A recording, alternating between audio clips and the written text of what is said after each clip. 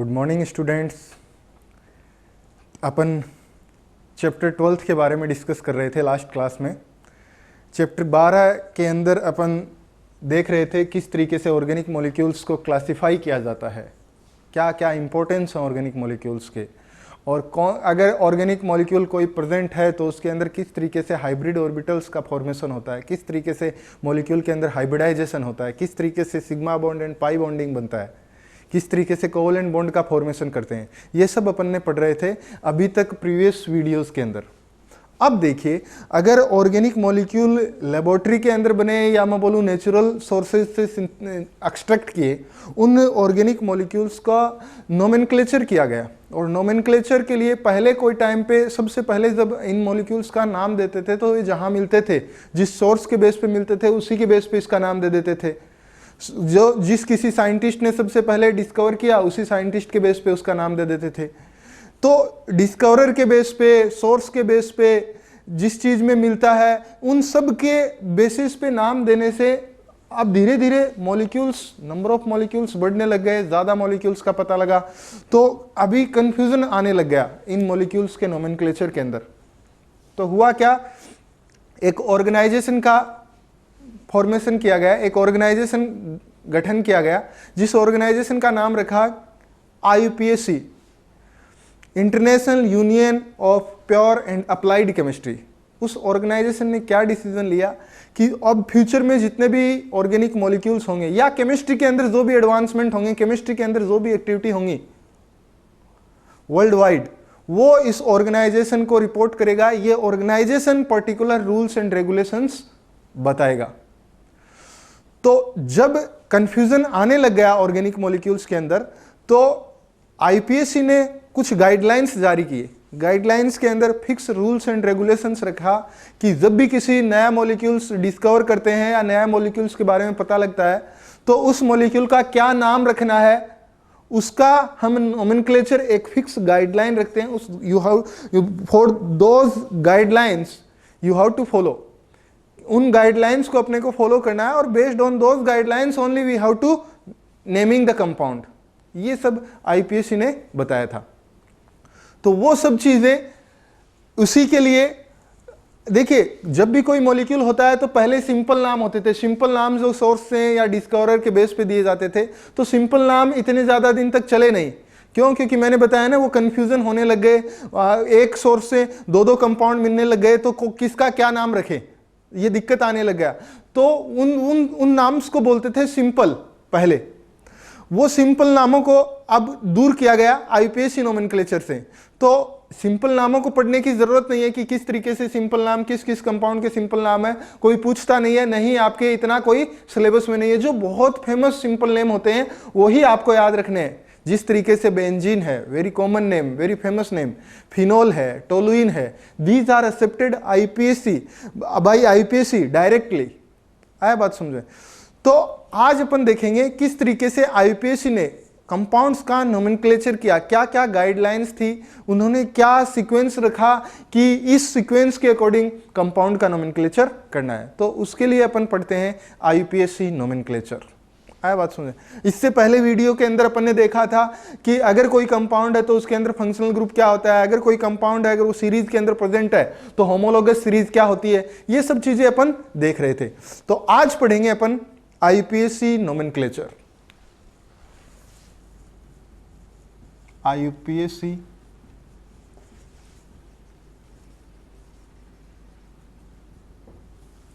Nomenclature. IUPAC nomenclature कितने तरीके के कंपाउंड्स का करेंगे अपन, कौन कौन से कंपाउंड्स का नोमेनक्लेचर करेंगे, वो सब चीज मैं बता रहा हूं। पहला IUPAC नोमेनक्लेचर अपन देखेंगे ओपन चेन कंपाउंड का। ओपन चेन कंपाउंड्स का नोमेनक्लेचर देखेंगे। दूसरा अपन देखेंगे साइक्लिक कंपाउंड्स का। साइक्लिक कंपाउंड्स का नोमेनक्लेचर भी अपन देखेंगे। साइक्लिक कंपाउंड का नोमेनक्लेचर देखने के बाद अपन एरोमेटिक कंपाउंड का नोमेनक्लेचर भी देखेंगे।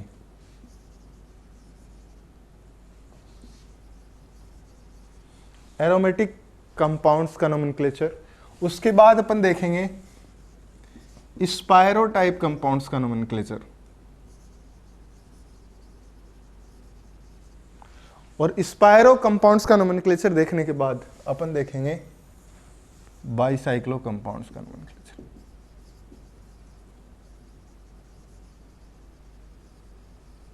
बाईसाइक्लो कंपाउंड्स का नोमेनक्लेचर, इतने तरीके के कंपाउंड्स के अपन नोमेनक्लेचर पढ़ेंगे।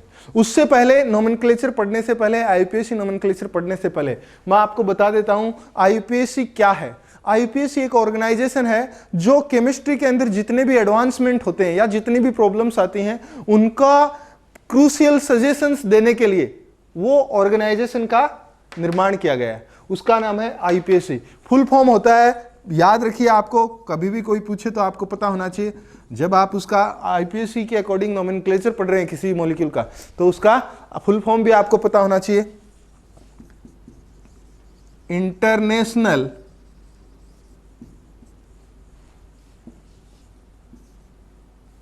यूनियन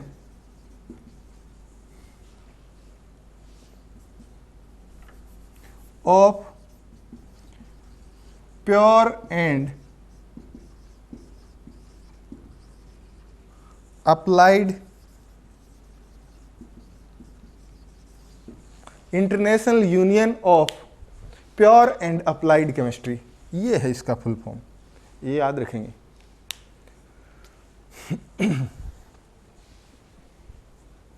ये उतारिए इतना।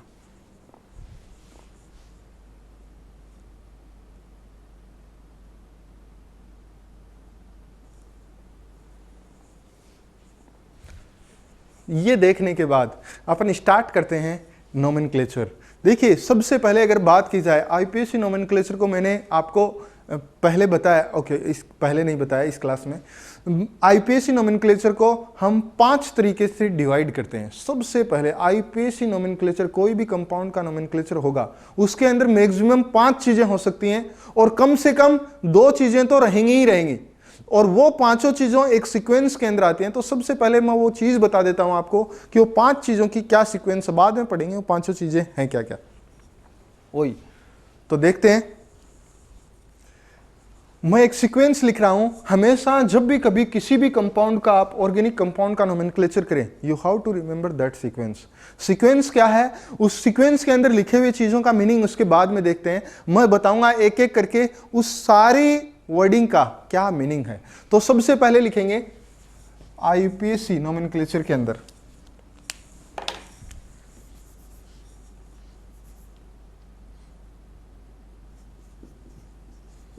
IUPAC nomenclature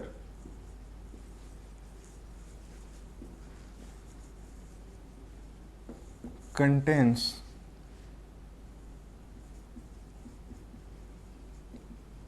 following।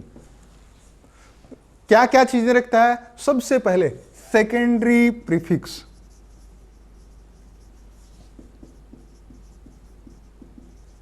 Secondary prefix IUPAC nomenclature secondary prefix रखता है।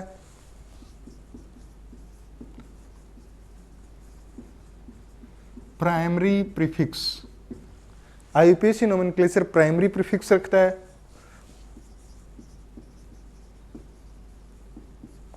Word root IUPAC nomenclature also contains that word root।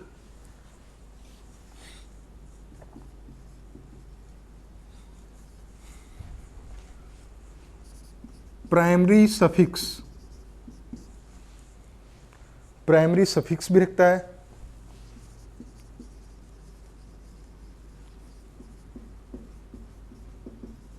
Secondary suffix.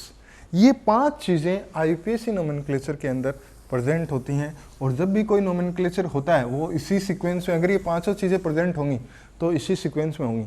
लेकिन 5 की 5 चीजें हर किसी आईयूपीएसी नोमेनक्लेचर के अंदर होंगी ये जरूरी नहीं, लेकिन मिनिमम 2 चीजें तो होंगी। वो कौन कौन सी हो सकती हैं? Word root and primary suffix. These are essential to write a IUPAC nomenclature. कोई भी अगर ऑर्गेनिक कंपाउंड्स का नोमेनक्लेचर लिखेंगे ये 2 चीजें तो होंगी। 5 हो या नहीं हो, अगर होंगी तो इसी सीक्वेंस में होंगी। इतना बात याद रखना आपको। अब देखते हैं इनका मीनिंग क्या है।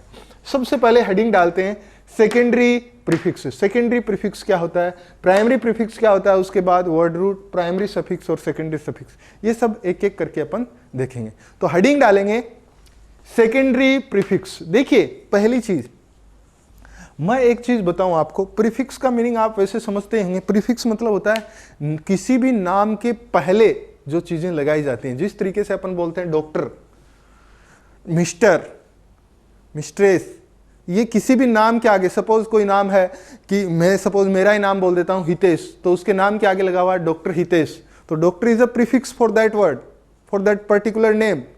मिस्टर, अगर मिस्टर भी बोलेंगे तो प्रीफिक्स है। ये सारे के सारे क्या होते हैं, प्रीफिक्स। किसी भी नाम के पहले जो वर्डिंग आती है उसको बोलते हैं प्रीफिक्स, और किसी भी नाम के बाद में जो वर्ड आता है उसको बोलते हैं सफिक्स। सफिक्स को इनडायरेक्टली आप समझ लीजिए ये सरनेम है। आया बात समझे?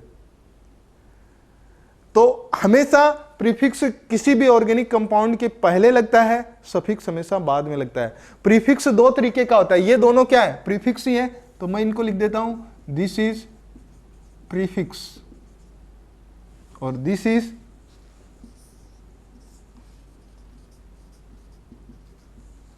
सफिक्स। बात समझ आया? सफिक्स हमेशा, तो पहली चीज, पहला पॉइंट में लिखा रहा हूं प्रीफिक्स। इसके अंदर पहले हेडिंग डालेंगे प्रीफिक्स। प्रीफिक्स के अंदर लिखेंगे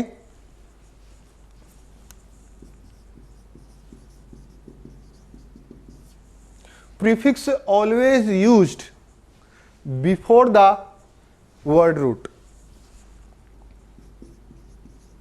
prefix always used in naming of organic compound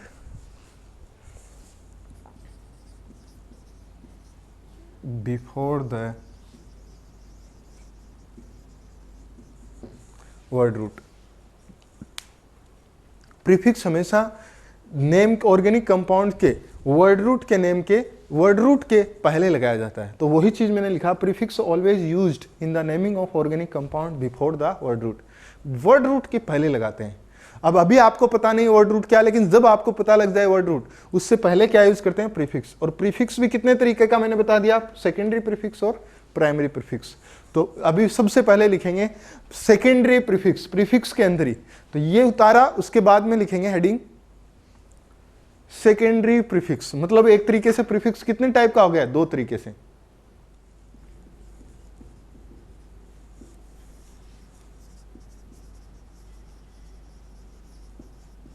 secondary prefix,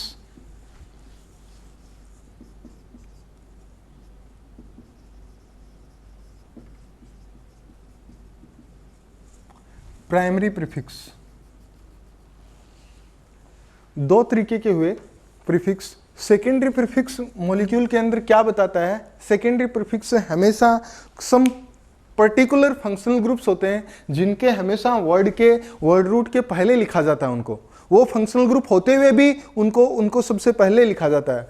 कुछ सब्स्टिट्यूएंट्स होते हैं ऑर्गेनिक मॉलिक्यूल के अंदर, सपोज कोई ऑर्गेनिक मॉलिक्यूल है, उसके ऊपर नीचे कोई ग्रुप या एटम्स लटके हुए होते हैं, उनको सब्स्टिट्यूएंट बोलते हैं। तो सब्स्टिट्यूएंट का मैं बोलूं या कोई फंक्शनल ग्रुप जो सेकेंडरी फंक्शनल ग्रुप की तरह ट्रीट किए जाते हैं, उनके हमेशा प्रीफिक्स काम में लिए जाते हैं। और प्रीफिक्स में भी सेकेंडरी प्रीफिक्स वो कुछ पर्टिकुलर एटम और ग्रुप ऑफ एटम के लिए फिक्स है। अगर ये ग्रुप जुड़ेगा तो उसके लिए ये प्रीफिक्स आएगा, ये ग्रुप जुड़ेगा तो ये प्रीफिक्स आएगा। तो कौन कौन से वो एटम्स हैं, कौन कौन से वो ग्रुप ऑफ एटम्स हैं, अगर उनका पता लग जाए तो अपने को पता लग जाएगा they always considered as a secondary prefix. तो उसके अंदर मैं सबसे पहले तो सेकेंडरी प्रीफिक्स कहां लगते हैं, क्या बताते हैं, तो वो मैं बता रहा हूं। सेकेंडरी प्रीफिक्स उसी के लिए लिख देते हैं, secondary prefix always used first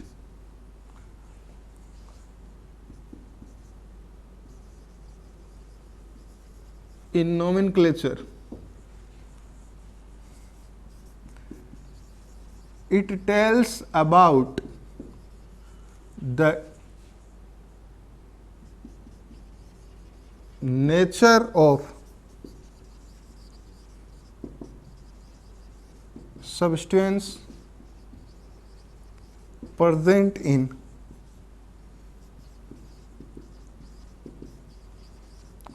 principal carbon chain।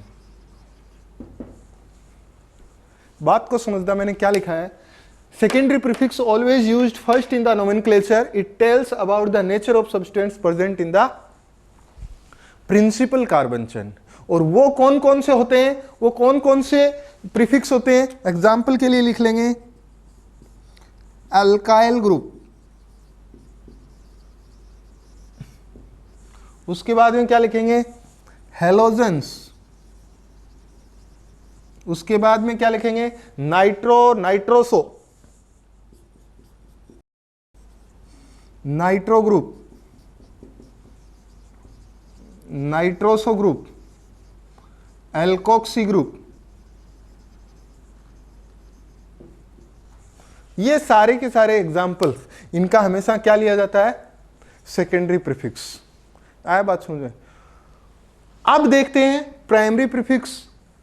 Primary prefix क्या होते हैं, it's always tell the nature of the compounds, whether your compound is cyclic in nature और असाइक्लिक इन नेचर, बस ये इंफॉर्मेशन देता है। If your compound is cyclic we have to use word cyclo, that is acting as a primary prefix. If our molecule is not cyclic in nature, we never use anything, अपन कुछ भी use नहीं करते, acyclic word कुछ कभी भी कोई use नहीं करते, अपन चुपचाप रहते हैं मॉलिक्यूल के अंदर, और अपना चुपचाप रहना ही मॉलिक्यूल के अंदर क्या बताता है कि इसके अंदर कोई भी प्राइमरी प्रीफिक्स प्रेजेंट नहीं है, कोई भी साइक्लिक रिंग प्रेजेंट नहीं है। तो वही मैं लिखूंगा इधर,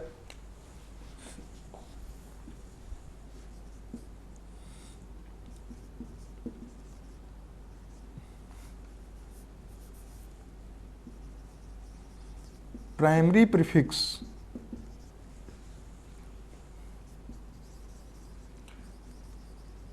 tells about the nature of principal carbon chain, whether it is cyclic or acyclic। If principal carbon chain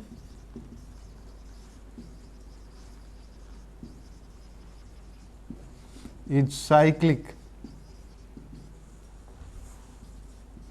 we use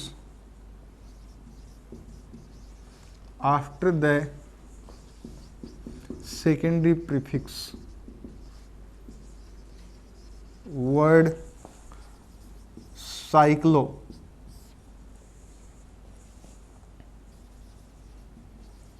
which indicate the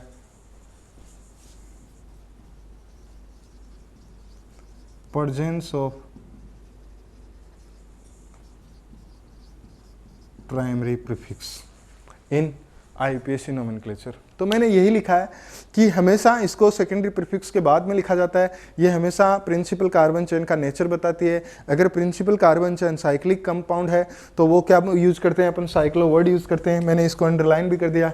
if our principal carbon chain is acyclic in nature, we are not using anything, और our not using anything, अपना कुछ भी use नहीं करना ही क्या indicate करता है, molecule के अंदर कोई भी साइक्लिक रिंग प्रेजेंट नहीं है। तो वो भी लिख लेंगे आगे चाहे।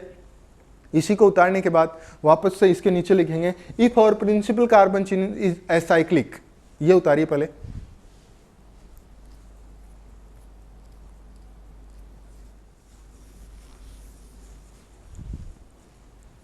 if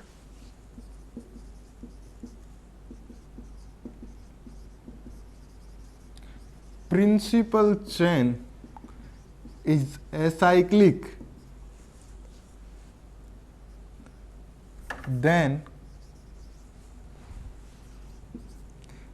we do not use anything as prefix, as primary prefix,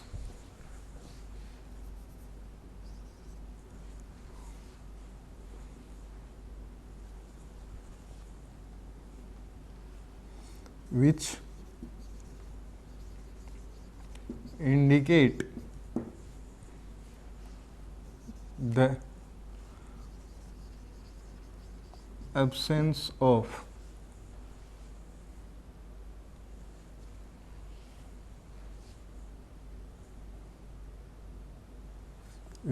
which indicate the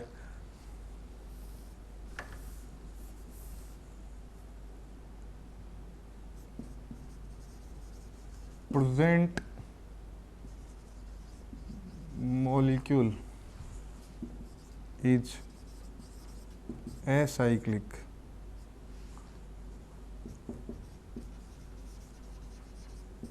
in nature. आया बात समझ?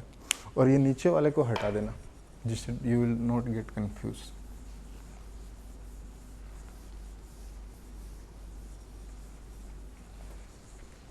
मैंने क्या लिखा है? If principal carbon chain is acyclic then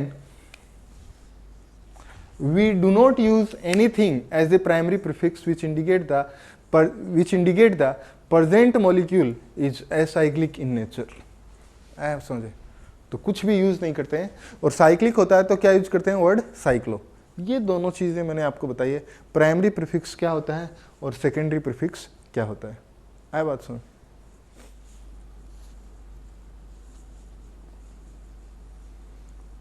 अब इसके आगे पढ़ेंगे अपन वर्ड रूट क्या होते हैं और सेकेंडरी सफिक्स और प्राइमरी सफिक्स क्या होते हैं वो देखेंगे। तो इस लेक्चर के अंदर अपन इतना ही पढ़िए, उसके बाद अपन पढ़ेंगे word root and suffix. Okay.